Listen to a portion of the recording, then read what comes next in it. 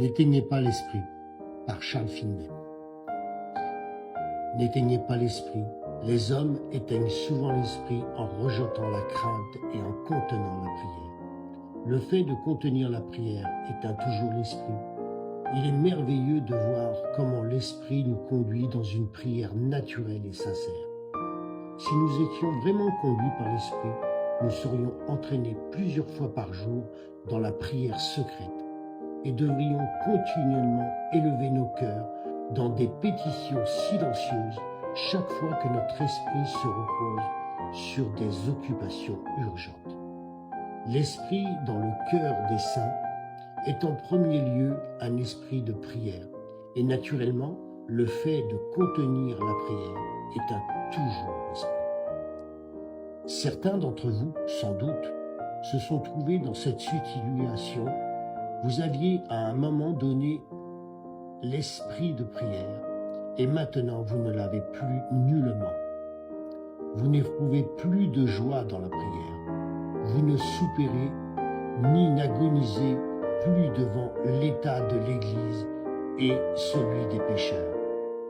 Et si cet esprit de prière est parti, où en êtes-vous maintenant? Hélas, vous avez éteint l'Esprit de Dieu. Vous avez mis de côté sa lumière et repoussé ses influences loin de votre âme. Quand une personne ou un peuple ont éteint l'Esprit, ils se trouvent dans le très grave danger d'avoir été la proie de quelques illusions qui les conduira à la destruction par la route la plus courte.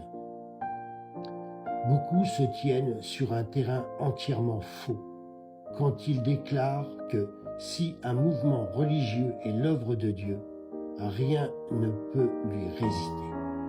Par exemple, j'ai souvent vu des cas où des personnes avaient arrêté un réveil et disaient alors « ce n'est pas un vrai réveil, car si c'en était un vrai, il ne se serait pas arrêté ».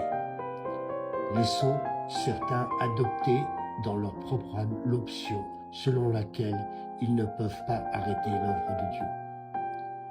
Rien n'est plus périlleux. Laissons le peuple croire à la notion d'un réveil qui va et vient sans notre intervention et seulement par l'intervention de Dieu. Et cela amènera la ruine parfaite sur lui.